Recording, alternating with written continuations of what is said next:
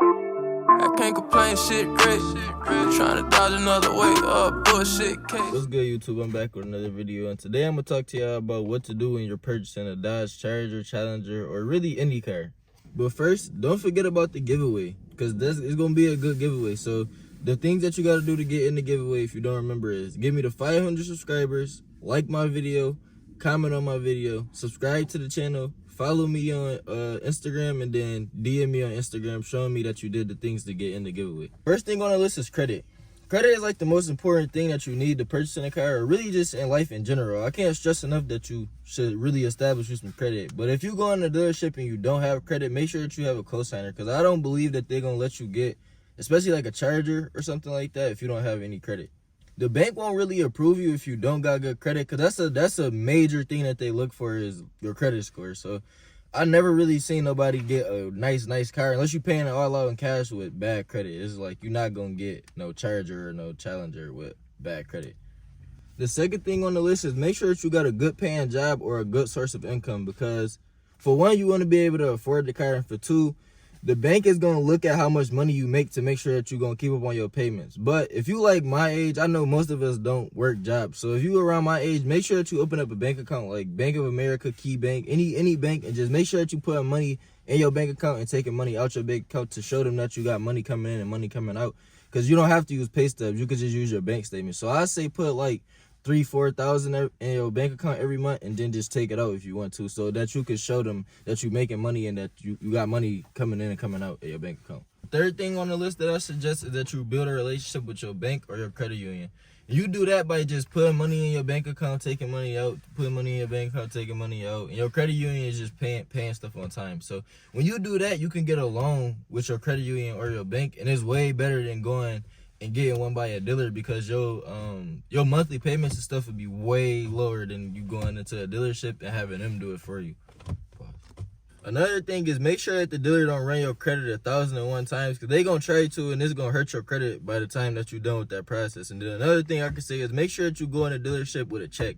Don't ever go in a dealership with cash, because when you go in the dealership with cash and you get them cash, before they go take it to the back or give it to the manager or whatever they do, they pocket some of that money. So the best thing to do is go take a check from your bank. Take a check.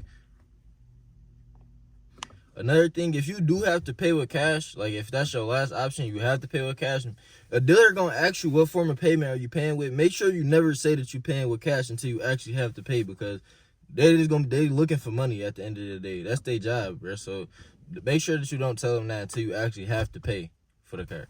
When you looking for Chargers and Challengers right now, you gotta watch out for markups, and you gotta know how to negotiate with the markups, because dealers is marking these cars up like crazy for no reason. So don't like if you're going to get a Scat Pack, don't pay no $70,000 for no Scat Pack. Don't pay like high 60s for no Scat Pack. It's not worth it. You might as well go get a Hellcat at that point. So like know how to negotiate price too, because you can negotiate price. A lot of dealerships might tell you that you can negotiate price. If you're young, I definitely suggest too to go take somebody with you that's like a adult that know what they talking about too, like a dad, a mom, a brother or something. Just take somebody that's a little bit older than you that got experience, so that, like I said, a dealer can't get over on you. When you coming in as you 18, 19, 20, 21, they thinking that we don't know what we talking about or know what we doing. So they looking to get over on us off gate. So make sure you reading everything you sign. Make sure you listen to everything the dealers say. Just really pay attention, because you don't want to get into nothing that's going to mess you up in the long run. So make sure that you paying attention, and that you're confident in what you're saying, and you stand on what you're saying, and that you know what you're talking about. And remember that these dealers, or most dealers, is not your friend. They're going to do anything and say anything to try to get you in the car and get them a sale, because like I said, that's how they make their money. So don't go in there thinking just because the dude making jokes with you, or it's like a tactic that they use. They try to be funny and do all of this just to get you to buy the car, and try to get you in some BS that you don't even want to be in, or just get you a high monthly payments for no reason. So make sure that you find you a good dealer that really care about what you like, care about their job, and care about people. You don't want to go to a scumbag that really don't care and he just want to make money off of your sale. And never negotiate your monthly prices with dealerships. Always negotiate the overall cost of the car, like how much the car actually is. Never negotiate monthly payments with a dealer, because they don't care, really. They really don't care. That's another thing. Like, you got to realize that these dealers do not care. They just want to make their money and they want to go home at the end of the day. They don't really care about you. So don't never negotiate your monthly price with a dealership. Always negotiate the overall price of the car. How much the car actually is, the value of the car. Make sure that you test driving these cars as well, especially if you get them used. But when dealers are asking you, like, did you like the test drive? Was the test drive amazing? Be like, it was okay, it was cool. Don't never show too much emotion at the dealership, because like I told you, at the end of the day, they don't care. They just want to get money out of you. So don't show too much emotion when you get in a car. Just make sure that you keep it calm and you keep it cool.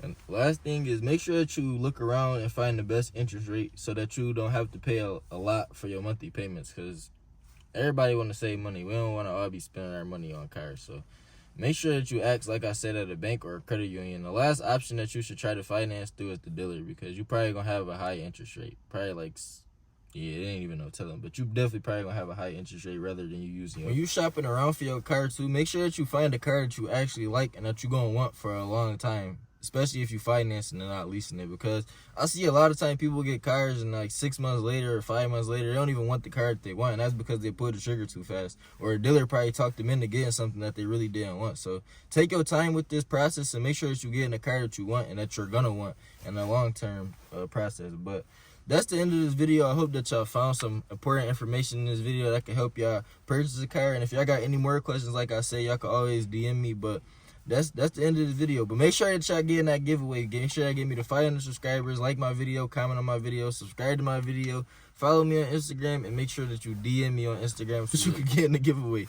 But that's the end of this video. I thank y'all for the support. And make sure y'all like, comment, subscribe. Make sure y'all turn on the post notification bell so that y'all always notified when I'm posting videos. But most important, make sure that y'all subscribe so that y'all can always see the videos at the end of the day.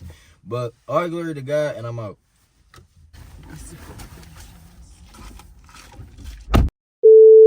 Side by the city, yeah.